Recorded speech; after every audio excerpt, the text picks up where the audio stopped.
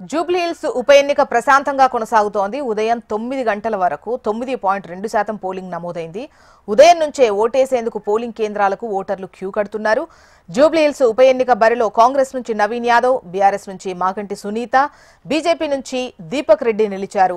ఇప్పటికే ఎల్లారెడ్డిగూడలోని పోలింగ్ కేంద్రంలో ఓటు హక్కు వినియోగించుకున్నారు బీఆర్ఎస్ అభ్యర్థి మాగంటి సునీత.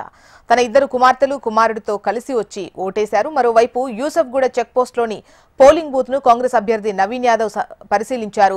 ప్రభుత్వ స్కూల్లో పోలింగ్ సరళిని ఆయన పరిశీలించినట్టుగా తెలుస్తోంది. నాగార్జున కమిటీ హాల్లో బీజేపీ అభ్యర్థి లంకల దీపక్ రెడ్డి తన ఓటు హక్కు వినియోగించుకున్నారు. షేక్పేట్లోని పోలింగ్ బూత్ లో దర్శక ధీరుడు రాజమౌళి దంపతులు ఓటేశారు. ఇక సాయంత్రం 6 గంటల వరకు పోలింగ్ ప్రక్రియ కొనసాగనుంది.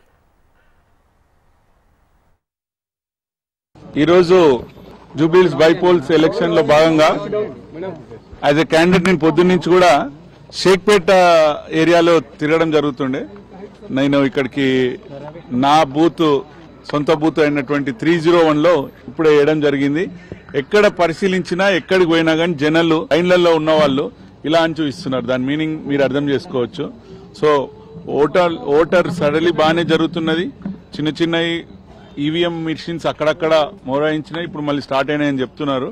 బట్ వాళ్ళు కొంచెం తెలివితోని మరి వాళ్ళకి ఇన్స్ట్రక్షన్స్ ఇచ్చిరో ఏమో గానీ ఈ నెంబర్ 1 అనేది గోడ కానుకొని ఉంటే కొంచెం లైట్ కనిపించకుండా ఉండేటట్టు పెట్టిరనేది మా వాళ్ళది కొన్ని ఏరియాలలో ఉన్న complaints. But I told the officers please check, ఎందుకంటే గోడకు పెట్టేస్తే అది లైట్ కనిపించకుండా ఫస్ట్ కొంచెం ట్రిక్కీగా చేసిరు అనేది కొంచెం మా వాళ్ళు చెప్తున్నటువంటి విషయము.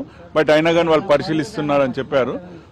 అయితే ఇప్పటి వరకు అయితే ఓట్లు నాకు తెలిసి 10 to 12% అయినట్టు మాకున్న ఇన్ఫర్మేషన్. బట్ స్టిల్ అందరు కూడా లైన్లలో వచ్చి స్వచ్ఛందంగా వేసిపోతున్నారు. ఓటర్లు కొంచెం పలసగానే కనిపించారు ఇప్పటిదాకా షేక్పేట అక్కడిక్కడ. బట్ స్టిల్ అందరు కూడా పాజిటివ్ గా కనిపిస్తున్నారు. నాకు తెలిసి ఒక 4 to 5% మినిమం పెరుగుతుందని అనిపిస్తున్నది. బట్ స్టిల్ ప్రజలందరికీ మళ్ళీ వేడుకుంటున్నాను, మీరు బయటికి రండి, బయటకు వచ్చి ఓటేయండి. లేకపోతే మనం ఇంట్లో కూర్చొని ఎంత మాట్లాడినా కానీ వేస్ట్ అండి. బయటకు వచ్చి ఓటేయండి మీ అందరినీ కోరుకుంటున్నాను. నెంబర్ కనిపించకుండా ట్రిక్కీగా పెట్టిండి అనేది మా వాళ్ళ అభియోగం. In the sense they complaint that కొంచెం గోడకు పెట్టాలని పెట్టి కొంచెం కనిపించకుండా 1 అనేది అట్లా చేసిరు అనేది కొన్ని కంప్లైంట్స్ ఉన్నాయి. బట్ అయినా కానీ నేను పై వాళ్ళకి చెప్పడం, ఆఫీసర్ చెప్పడం జరిగింది. They said they will check it and get back.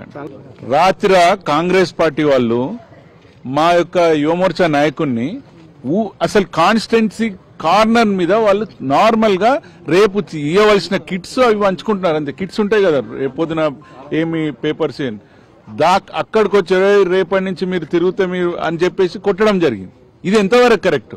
ప్రజలు ఆలోచిస్తారు. ఆల్రెడీ వాళ్ళు స్టార్ట్ చేసిర్రు, ఇంకా గెలిస్తే ఇంకేం చేస్తారు అనేది ఆలోచిస్తారు. కాబట్టి వాళ్ళకి మళ్ళీ చెప్తున్నా, ఇది మంచి పద్ధతి కాదు.